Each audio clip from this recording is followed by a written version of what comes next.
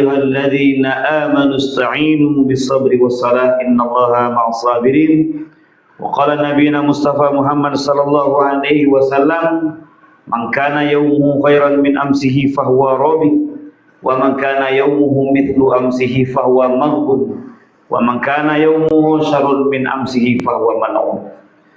Bersyukur kita kepada Allah Subhanahu wa taala pada saat yang berkah ini, di waktu yang baik, di tempat yang baik, di momen yang terbaik, tentunya bersama orang-orang yang terbaik. Kita pergi melangkahkan kaki, mengayunkan tangan, tak lain dan tak bukan memenuhi kewajiban kita kepada Allah Subhanahu wa taala.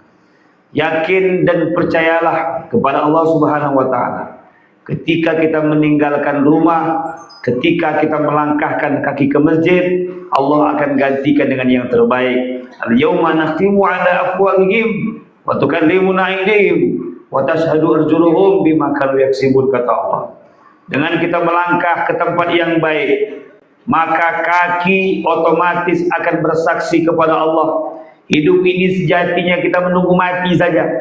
Kita ini tak lain dan tak bukan diciptakan oleh Allah Subhanahu wa taala adalah untuk beribadah kepada Allah. Wa ma khalaqtul jinna wal insa illa liya'budun.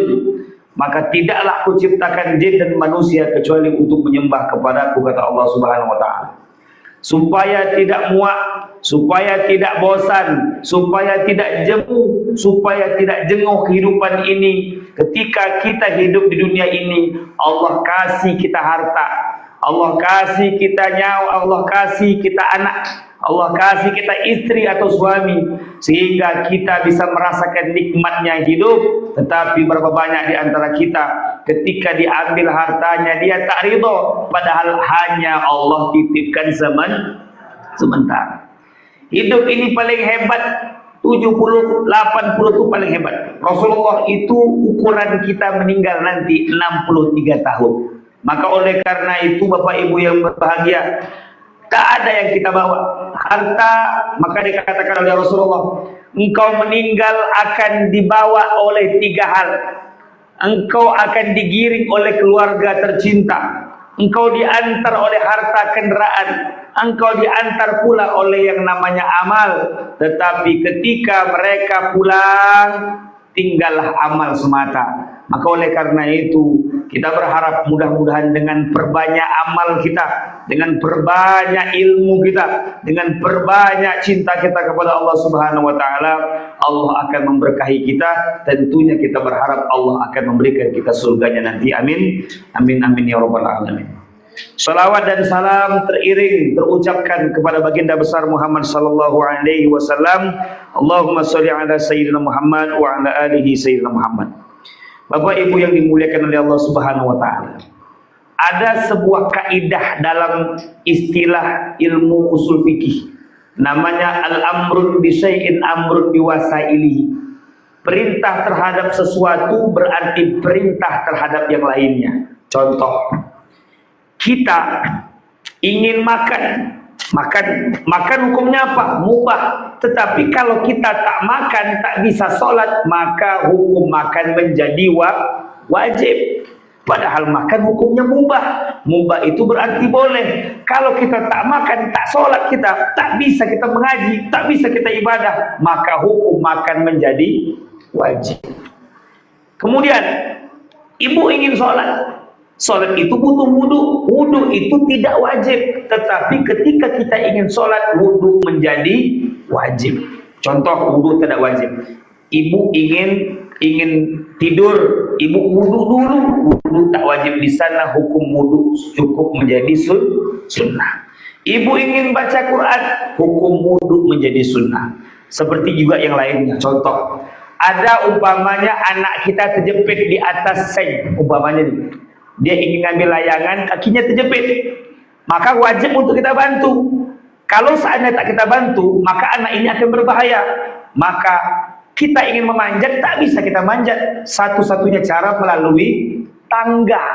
Maka tangga yang awalnya itu hukumnya mubah, boleh. Tapi ketika menyelamatkan orang, hukum tangga menjadi wajib. Itu dia.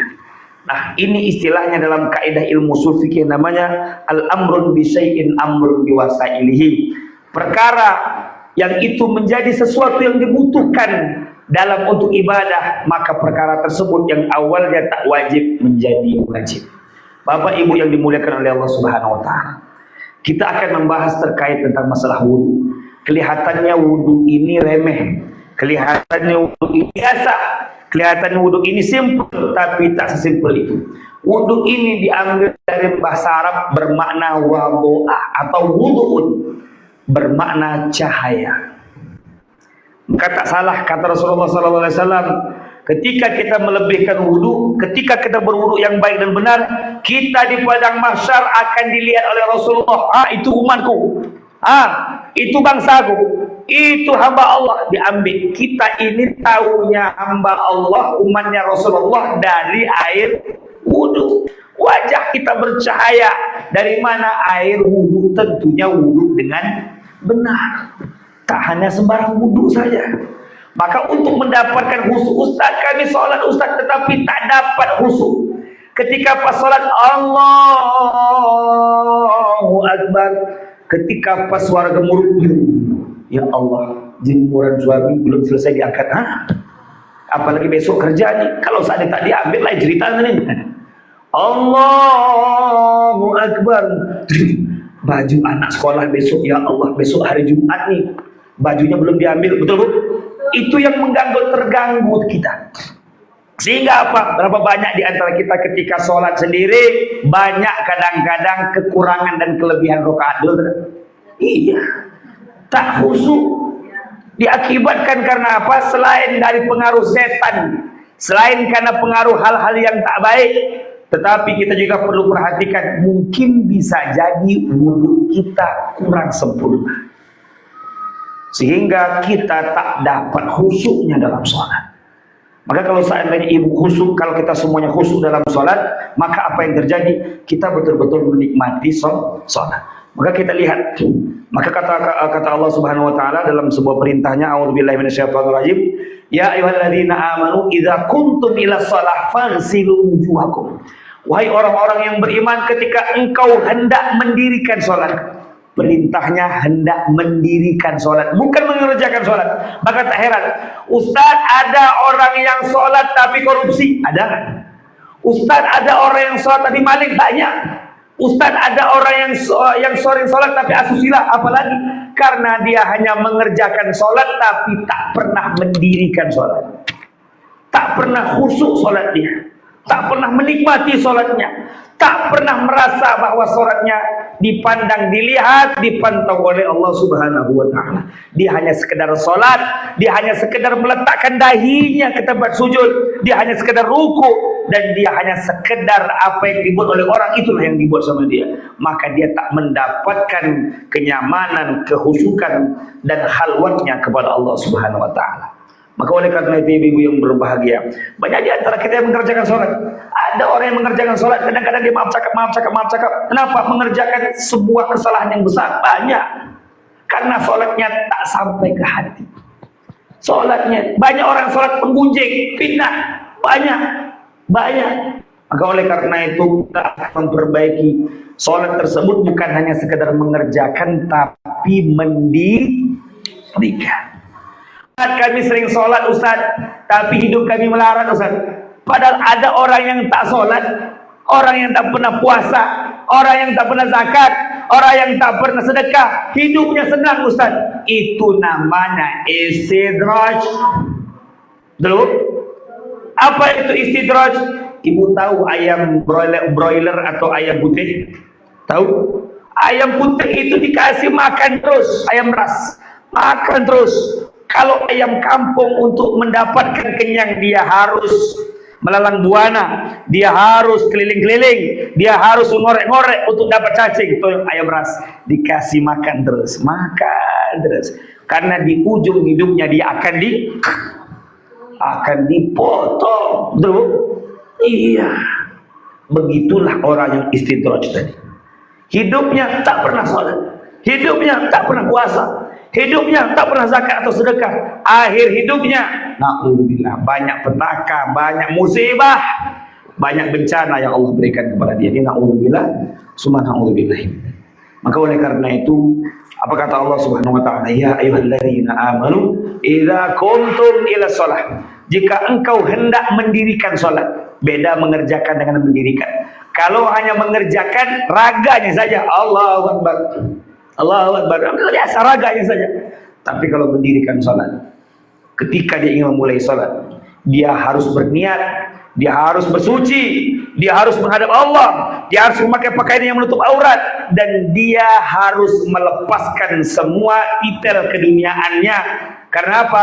Karena Allahu Akbar, artinya apa, Bu? Allah Maha Besar. Segala dunia ditinggalkan karena Allah yang Maha Besar. Maka ketika dia sudah mengikrarkan Allahu Akbar, namanya takbiratul ihram. Apa itu takbiratul ihram? Dengan takbir semua yang boleh menjadi haram. Contoh, ngomong ini hukumnya boleh atau tidak? Boleh. Tapi ketika sholat menjadi haram. Minum boleh atau tidak? Boleh. Ketika sholat sudah menjadi haram. Makan boleh atau tidak? Boleh. Tapi ketika sholat sudah menjadi haram, namanya takbiratul ihram. Takbir, ketika kita sudah takbir, maka haramlah sesuatu yang halal tadi.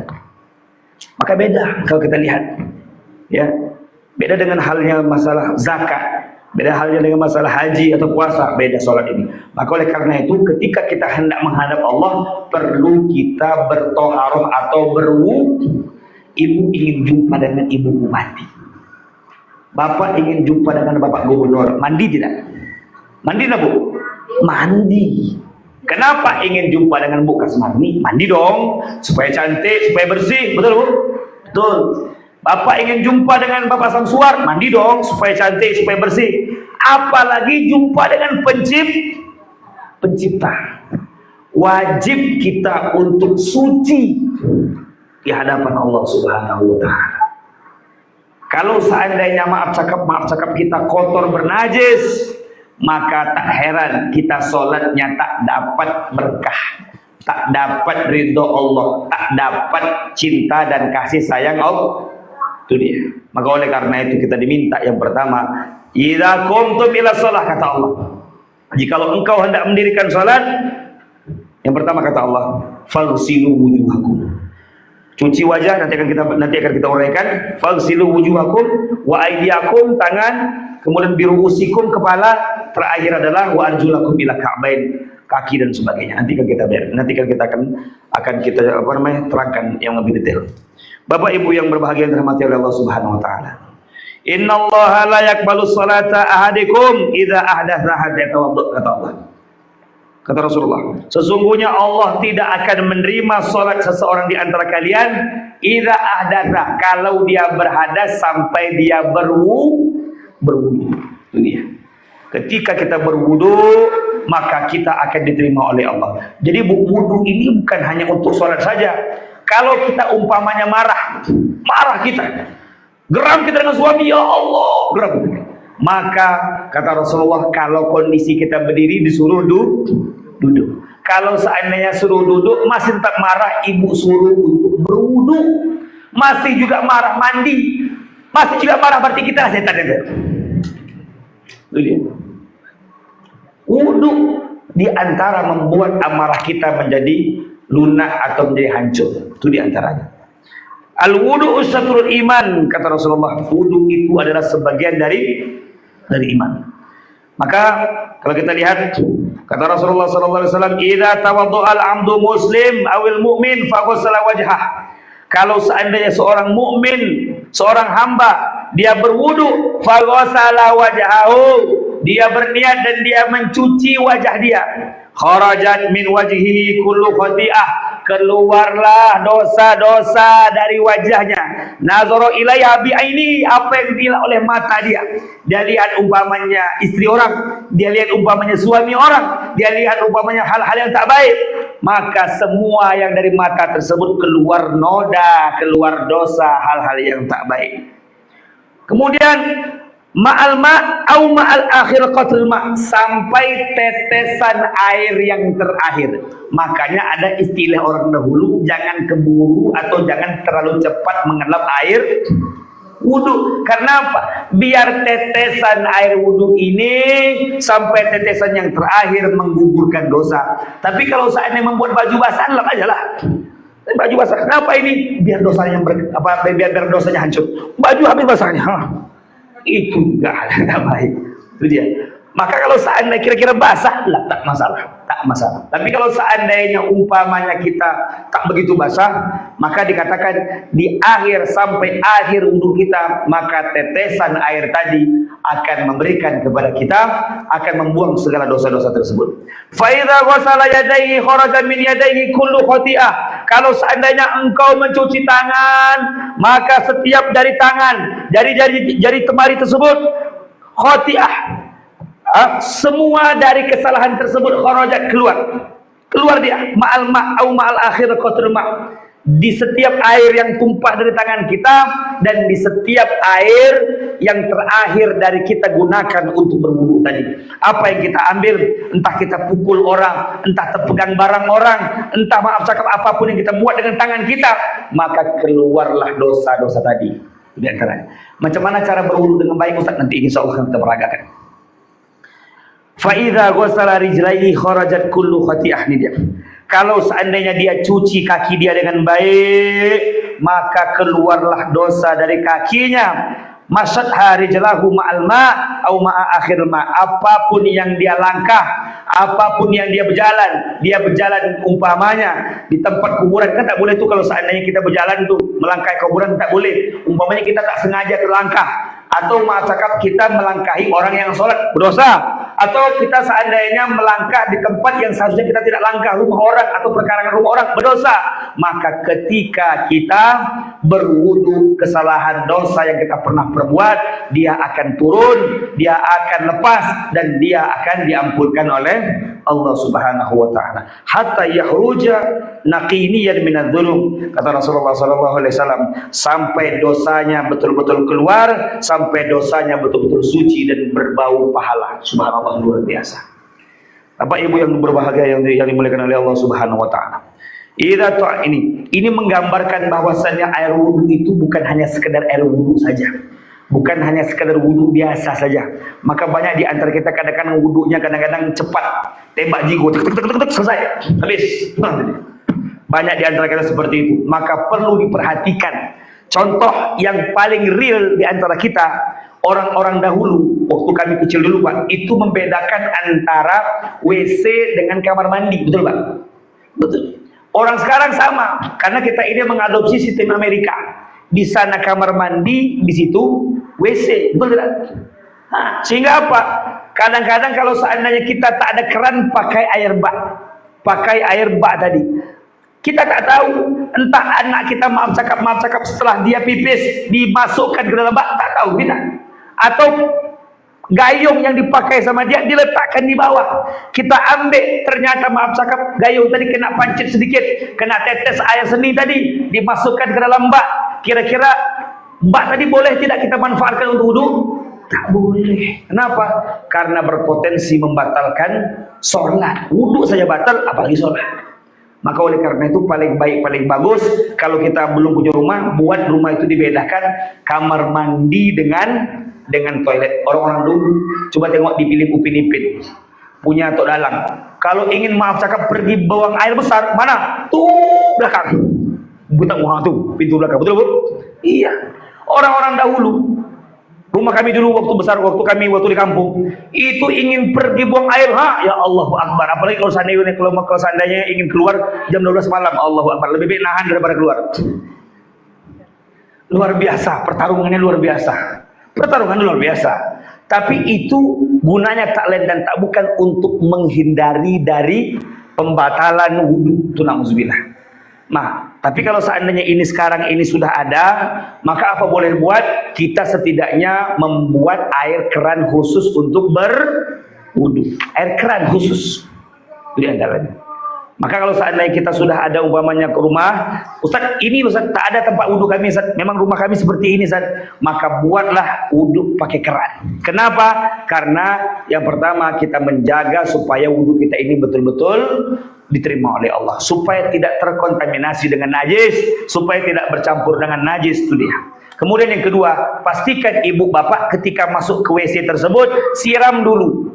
Siram dulu semuanya, sudut-sudut. Karena kadang-kadang kan WC itu kan kadang-kadang kan memang tak sama, tapi rata-rata kecil kan. Itu dia. Siram dulu, baru berikutnya kita berwudu. Kenapa? Takut kita terpijak dia. Entah terpijak sisa BAB anak kita, entah terpijak bekas air seni anak kita, tak tahu kita. Nama juga barang yang tak nampak, tak tahu kita. Maka untuk menghapus rasa kekhawatiran tersebut, kita siram sehingga ketika kita ingin berwudu, kita nyaman dan kita mendapatkan kekhusyukan dalam sholat kita yang luar biasa. Maka nanti ketika kita berwudu, usahakan pakai keran.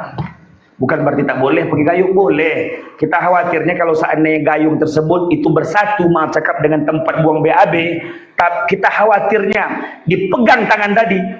Pada tangan tadi itu cakap bekas nyebok tuh, Pak. Dipegang tangan tadi, kemudian cakap berikutnya dipegang pula sama kita untuk berwudu. Kan ini buat batal. Itu di antaranya. Bapak Ibu yang dimuliakan oleh Allah Subhanahu wa taala. Kemudian kata Rasulullah sallallahu alaihi wasallam hadis yang lain, ya. Idza tawaddaa al-'abdu mu'min fatamat madha kharajat khotoyahu min famih. Kalau seandainya kita berwudu kumur-kumur, kemudian kita buang air kumur-kumur tersebut, maka keluarlah dosa dari mulut kita. Kita berapa banyak hari ini ngomong, kira-kira menyakitkan hati suami kita, menyakitkan hati anak kita, menyakitkan hati tetangga kita. Macam mana cara bertobatnya? Berwudu. Setelah berwudu, kita keluarkan air wudu tersebut. Mudah-mudahan dengan kita keluarkan tadi, dosa kita pun keluar. Wa idza istanthara kharajat khotayah min anfi. Kalau seandainya kita ingin berwudu berikutnya, masukkan air dalam hidung. Entah tercium apa kita, tercium parfum suami orang, tercium parfum istri orang. Maka ketika kita pernah mencium atau merasakan tadi, ambil air, masukkan dalam hidung, keluarkan balik. Mudah-mudahan dengan kita membuang tadi, terbuang pula dosa yang pernah kita lakukan. Faidha ghasala wajahahu kharajatil khotoyah min wajhi. Tadi kalau seandainya kita membasuh wajah kita tadi, keluarlah noda dosa dari wajah kita, hatta takhruju min tahtil asfar ainah, sampai keluar dari pelipis mata atau bulu mata tadi, keluar semua dosa-dosa. Wa idza ghasala yadayhi kharajat khotoyah min yadayhi. Kita membasuh tangan, keluarlah dosa dari tangan, hatta takhruja min tahtil asfar, sampai keluar dosa-dosa dari kuku-kuku. Maka kalau seandainya kita berwudu, pastikan kuku kita tersebut itu jangan panjang, jangan macam anggau, jangan macam vampir.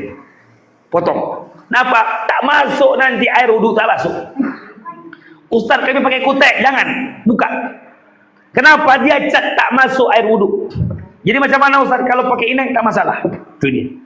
Tak masuk nanti kalau pakai kutek. Apalagi kalau pakai kuku palsu yang tempel, adalah tak ada cerita. Buka, kecuali kalau seandainya perempuan tersebut dalam keadaan haid, itu lain cerita. Kemudian faidha masahabi rasihi kharajatul khotoyah min rasihi. Kalau seandainya dia umpamanya berwudu, kepala yang memang dibasahkan sama dia, keluarlah dosa-dosa dari kepalanya. Apa yang dipikirkan sama dia, dipikir entah macam-macam, dipikir dia hal-hal yang tak baik. Kalau seandainya aku merampok bank ini kan sedap juga, banyak dia. Kan berpikir tuh macam-macam tuh. Maka keluarlah dosa ketika kita masukkan air dalam kepala. Kita kan tak tahu, Pak. Namanya kadang-kadang angan-angannya macam-macam. Kalau seandainya dia jadi istriku, ya Allah, kan itu macam-macam. Atau dari ibu. Kalau seandainya dia menjadi suami, Allah. Maka macam mana? Wudu, ambil air, masukkan dalam biar dosa di kepala ini luntur, Bu. Ya, jadi jangan macam-macam pikir-pikir. Ya. Ya, jangan macam-macam yang kita pikirkan. Kemudian ini lagi nih. Wa idza masau ini. Hatta tahruja min uzunai, ya. Wa idza masar bi ra'sihi kharajat khotoyah min ra'sihi hatta tahruj min uzunai. Begitu juga dengan telinga kita, wajib untuk dibasuh karena supaya keluar semua dosa dari telinga kita. Kadang-kadang ini kita tak ada maksud untuk mendengarkan gunjingan, tapi kalau seandainya kita pas beli sayur, makin kecil frekuensi orang berkata, berarti makin besar tuh beritanya, Pak. Kalau seandainya orang ngomong seperti ini, itu Pak RT itu seperti ini biasa. Tapi kalau seandainya, kenapa? Pak RT. Kenapa? Pak RT. Itu berarti beritanya besar. Telinga itu udah mulai bergerak.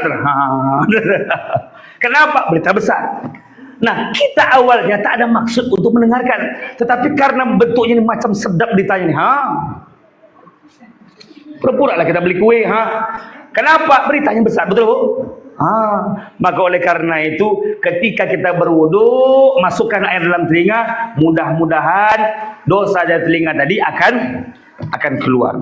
Kemudian sama nih, wa idza ghassala rijlaihi kharajat khatayahu min rijlaihi. Kalau seandainya dia membasuh kaki dia, maka keluarlah dosa dari kaki dia, hatta takhruju min tahtil azfar rijlaihi, sampai keluar dari kuku kakinya. Tsumma kana masyahu ilal masjid, kemudian dia salat, dia berjalan ke masjid, wa salatahu nafilah, sampai dia melaksanakan salat nafilah, maka Allah akan berikan kepadanya pahala yang luar biasa. Maka oleh karena itu, kalau seandainya, maka itu beda. Kita sholat di masjid, tapi sebelumnya kita wudhu di rumah.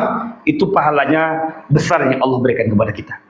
Bapak Ibu yang berbahagia yang dirahmati Allah Subhanahu Wa Taala. Nah, sebelum kita berwudhu, ada hal-hal yang patut untuk diperhatikan. Yang pertama, sebelum kita berwudhu, paling baik, paling bagus, sikat gigi terlebih dahulu. Karena apa? Ketika kita berkumur-kumur, tak semua dari isi mulut kita ini kadang-kadang hilang, terutama subuh. Maka hebatnya orang dahulu, salah seorang ulama, ketika dia ingin berwudhu, Imam Syafi'i, ketika dia ingin berwudhu, lupa dia sikat gigi, dia tak mau mengucapkan salam dengan menyebutkan salam dengan orang sebelah. Assalamualaikum warahmatullah. Assalamualaikum warahmatullah. Tak mengucapkan Assalamualaikum warahmatullah. Ternyata tadi malam makan sambal jengkol dengan gulai petai plus macam-macam. Jadi ketika mengucapkan Assalamualaikum warahmatullah, orang sebelah nahan napas. Iya. Karena mulutnya bau naga, Pak.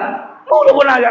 Maka kita sebetulnya sedap sholat, tapi ketika pas bau mulut kawan itu tegang, Allahu Akbar, tak sedap sekali lah sholat kamu samping kawan. Pernah gak gitu rasanya, Bu? Pernah. Kita berjumpa sama kawan, rupanya kawan ini maaf cakap lah, mulutnya bau, paksa kita nahan napas. Iya. Sebetulnya kita nahan napas. Kenapa? Mulut tak sedap baunya. Maka sebelum kita wudhu, pastikan dulu sikat gigi. Maka kata orang, lebih baik sakit hati daripada sakit gigi. Kenapa? Kalau sakit gigi, Pak, lontong depan tak ada makan sama kita. Tapi kalau sakit hati mesti makan. Kenapa? Sakit gigi luar biasa sakitnya. Betul, Bu? Luar biasa sakit gigi ini, Pak. Luar biasa sakitnya. Kalau udah sakit gigi itu, Pak, semua yang berbunyi salah, Pak. Itu dia. Pokoknya Anda, jangan kamu sedih. Padahal dia sakit gigi sendiri, orang lain tidak. Itu dia. Karena sakit gigi ini luar biasa sakitnya. Maka ketika apa kata Rasulullah sallallahu alaihi wasallam? Laula an asyqa ala ummati la amartuhum bisiwak ala kulli wudu. Kalau seandainya tidak memberatkan kepada umatku, maka aku perintahkan kalian untuk bersiwak setiap kali hendak berwudu. Paling baik, paling bagus memang kayu siwak. Paling baik. Karena dalam penelitian itu, kalau kita lihat di YouTube itu diambil dia kayu siwak, dimasuk dia ke dalam air yang penuh dengan kuman, bakteri, maka kuman tersebut menjadi mati semuanya dengan kayu siwak. Paling baik, paling bagus tuh kayu siwak. Kalau di Indonesia tak ada siwak dengan apa? Dengan daun sirih. Tapi daun sirih itu kalau saatnya kita pakai macam vampir kita, merah mulut kita. Gitu. Tak sedap. Gigi kuat, iya, tapi mulut berdarah. Gitu. Nah, maka kalau seandainya kita tak bisa seperti itu, umpamanya nih, kalau seandainya ibu punya tetangga yang umroh, tak usah banyak-banyak. Oleh-olehnya apa? Minta cuma kayu siwak aja, kayu siwak. Ya, Pak, Bu, minta saya sebatang kayu siwak saja. Kenapa? Siwak itu luar biasa, dahsyatnya, kegunaannya luar biasa. Nah, tapi kalau seandainya tak ada siwak, pakai sikat gigi biasa pun tak apa-apalah. Kenapa? Dengan seperti itu setidaknya ketika kita ngomong dengan orang tadi itu pun nyaman dengan bau mulut kita. Jangan sampai menahan napas pula ketika dia bicara sama kita. Di antaranya. Ibu-ibu yang berbahagia dalam hati Allah Subhanahu Wa Taala. Sebelum wudhu, mudah-mudahan cukup waktu. Ya. Sebelum wudhu, kita patut yang kedua disunahkan sebetulnya untuk memakai atau menutup aurat. Setidaknya kalau perempuan menutup hal-hal yang fundamental, itu dia. Menutup hal-hal yang penting. Saya punya teman, Pak. Ini cerita nyata. Saya punya teman, dia ahli ruqyah. Dulu kami sama-sama di Mesir. Dia ahli ruqyah. Dulunya dia tinggal di samping Masjid An-Nur Pekanbaru. Dulunya kawan kami tadi. Sekarang dia udah di Bengkalis. Apa kata dia? Suatu hari ada seorang gadis. Dia ini banyak laki-laki yang dekat sama dia, tapi laki-laki ini ketika pas mau dekat sama dia semuanya tak suka. Melihat perempuan ini macam tak baik. Itu dia. Padahal perempuan ini perempuan solehah. Akhirnya perempuan ini punya inisiatif untuk datang dan untuk diruqyah. Ternyata benar. Ketika diruqyah ternyata perempuan tadi dicintai sama jin. Dicintai. Sehingga jin tersebut itu menutup mata orang yang melihat dia. Dan orang melihat dia tersebut itu seolah-olah menjadi jijik dengan perempuan tadi. Kenapa? Sudah menjadi dicintai oleh dari jin tadi. Kenapa dicintai? Perhatikan.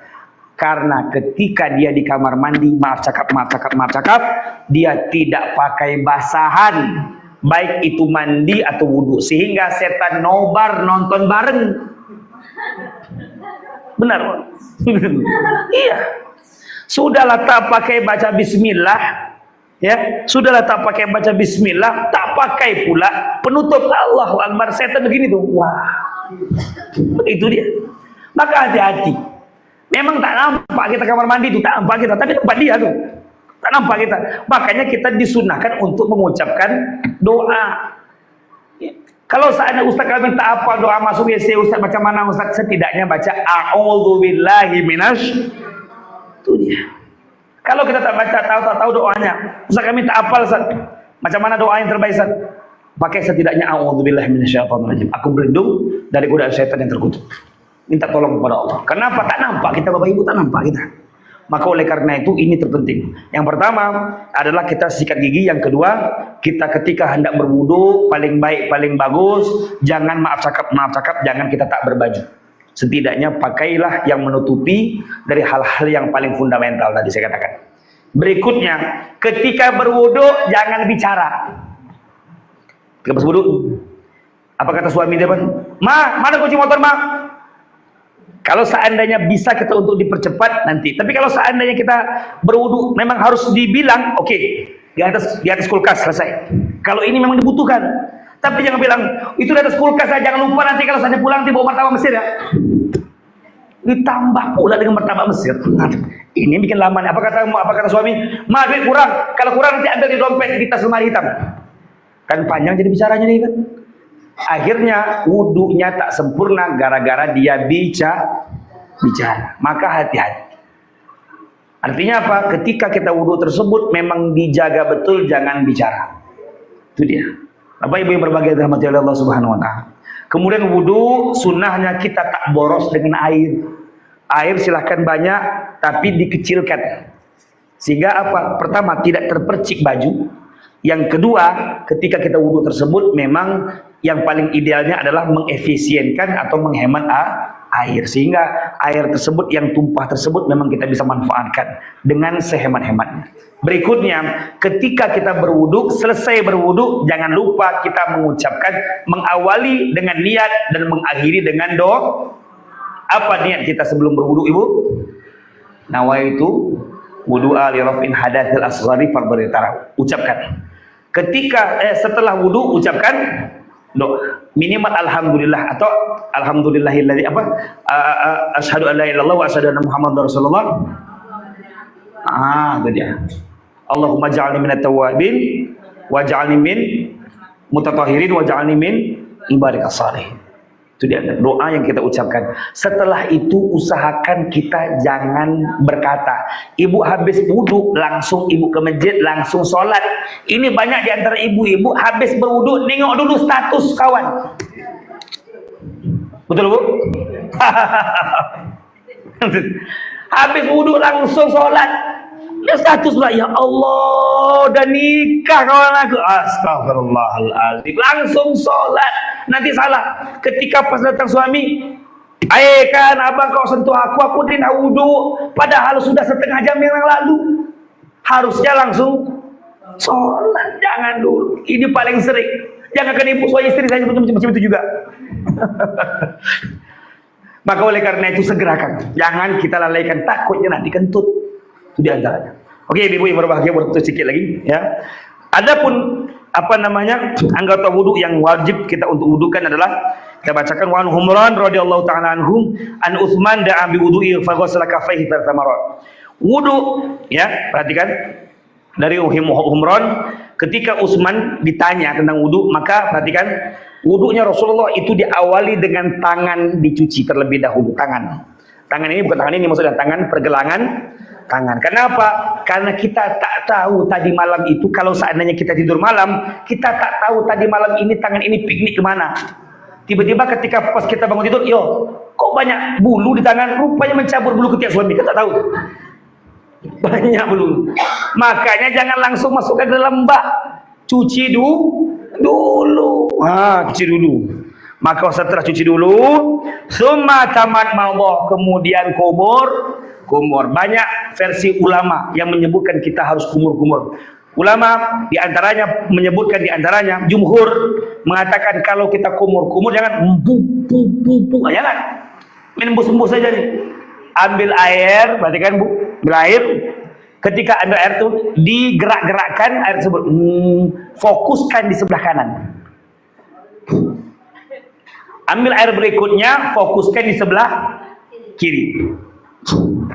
Air yang ketiga fokuskan di sebelah, di tengah-tengah atau semuanya. Tapi jangan lama. Apakah suami, wah cepatlah, di kamar mandi mau dipakai ini, cepatlah. Jangan pertama adalah di sebelah kanan.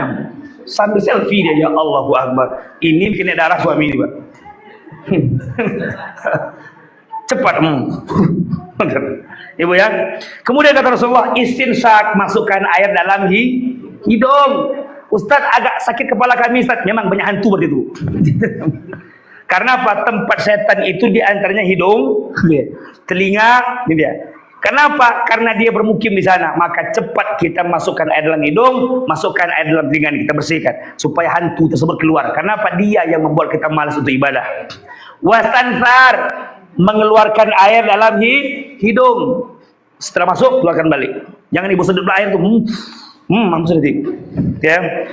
Summa wasala wajhahu salasa marrat, perhatikan.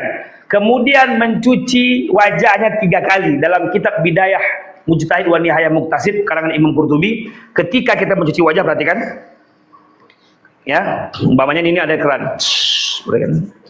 Bukan ditampung tapi tangan dibasahkan. Namun Allahu Akbar.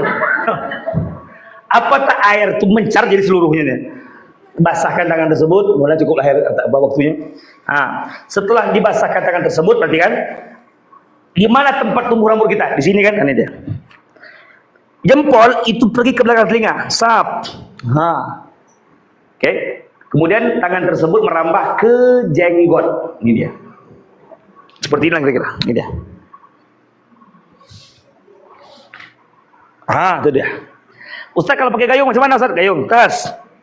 Mutar di sini. Terakhir sini. Itu dia. Kalau pakai gayung, kalau pakai keret, sedap tangan kita ini. Ini dah. Ini dia. Karena ini termasuk wajah. Ini termasuk wajah. Jenggot masuk wajah. Itu dia. Maka beberapa orang mengatakan ini tak termasuk wajah. Ini termasuk wajah. Ya. Tahlil lihyah ini termasuk wajah. Dalam kitab Bidayah Mujtahid. Ini wajah. Maka nanti ibu kalau seandainya kita berwudu, ini juga dimasukkan. Ya. Nah, banyak kita kan wudu gini. Dia ambil air, ditepuk ke muka dia. Allahu Akbar. Apa tak mata kelilipan sama dia? Itu dia. Itu diantaranya. Kemudian kata Rasulullah SAW, ada waktu sedikit mudah-mudahan. Ini kalau seandainya masa sini seru ibu ya. Kemudian kata Rasulullah, ini ya. Summa ghasala yadahul yumna ilal mirfaq. Kemudian mencuci tangannya, nih jari ini sampai mirfak. Apa itu mirfak? Siku-siku. Kalau bisa lebihkan. Kenapa? Nanti dia akan bercahaya. Ini kadang-kadang anak-anak macam tari piring. Allah. Ini dialirkan air, maka potong kuku tadi. Ini pastikan masuk air kuku tersebut. Diratakan. Kalau bisa dilebihkan sampai ketiak sedikit. Itu dia. Tapi jangan pula di ketiak dimasukkan. Allah. Itu dia di sini. Di sini. 2 kali. 3 kali. Ini Bu ya, jangan dibalik, jangan digini. Ini keren nih, jangan digini kan. Jangan digini kan. Di sini kenapa? Air tadi biar masuk dia ke bawah kuku. Itu diantaranya. Kalau gini tak masuk dia nanti, tak masuk dia. Maka gini lah masuk. Itu dia. Maka salah kalau saya tak boleh. Itu dia. 3 kan? Begitu juga yang sebelah kiri. Ambil air, ini kita bersihkan. Sampai ke siku-siku, lebihkan sedikit. Kemudian kepala. Kita pakai mazhab Imam Syafi'i. Imam Syafi'i kepala ini itu beda airnya dengan telinga atau dengan wajah. Maka oleh karena itu kalau kita ingin mencuci kepala ya Bu ya, bukan rambut. Setiap orang pasti punya kepala. Kalau Ibu bilang rambut, Deddy Corbuzier tak ada rambut. Itu dia. Maka tak semua orang punya rambut. Kepala minimal kalau madhabnya Imam Syafi'i separuh, Maliki seluruhnya, Hanafi 1/4. Itu dia. Bahkan ada beberapa pendapat lain 2/3. Kita ngambil pendapat Syafi'i setengah. Setengah jangan gini, bukan. Karena itu setengah. Ambil air setengah tuh gini ya, maksudnya itu. Dari sini sampai ke sini. Tapi kan tak sedap. Kalau mau ingin lepas saja. Usahakan air tersebut masuk jatuh ke dalam kepala, bukan hanya rambut. Dulu saya pernah membaca, dapat ilmu dari guru ngaji saya, minimal 3 helai rambut. Saya cari Pak. Saya cari waktu kuliah di Mesir, ada tak 3 helai rambut? Tak ada ternyata. Kan 3 helai rambut gini ya, 3 helai rambut, 2, 3. Tak ada. Ternyata tak ada. Yang ada itu adalah separuh ke kepala. Itu diantaranya. Jadi supaya kepala kita ini sedap, nyaman, itu dia. Berikutnya apa nih? Telinga. Telinga Bapak Ibu yang berbahagia, ya. Ambil telinga tersebut, perhatikan, ambil air, basahkan, jangan ditampung, basahkan. Ini jempol untuk telinga luar, telunjuk untuk telinga dalam, ini dia. Makanya kita ini insya Allah telinga kita pasti bersih. Kalau orang wudunya apa bersih telinga itu? Macam kucing, kan gini. Ambil air nih, Itu dia. Ini cepat ambil. Allahu Akbar, Allah. Sudah waktu baik. Oke. Sudah waktu ya. Mungkin hanya ini yang dapat kami sampaikan, insyaallah besok kalau seandainya ada waktu lagi kita akan bahas lagi tentang terkait masalah wudu. Ini masalah telinga ya, insyaallah kaki dan sebagainya. Mudah-mudahan dengan kajian kita yang sedikit ini ya akan menambah ilmu kita, dan mudah-mudahan kita semuanya insyaallah makin suka kita dengan dengan ilmu agama. Karena bagaimanapun kata Ali bin Abi Thalib, kalau aku tahu besok aku mati, hari ini tetap aku mengaji, aku tetap mencari ilmu. Kenapa? Dengan kita mencari ilmu tersebut, itu bekal kita untuk menuju mati. Dengan seperti itu, insya Allah kita akan mendapatkan bekal, bukan hanya di dunia, tapi juga di akhirat sana. Mungkin hanya ini yang dapat kami sampaikan. Mudah-mudahan ada hikmah pelajaran yang dapat kita ambil. Assalamualaikum warahmatullahi wabarakatuh.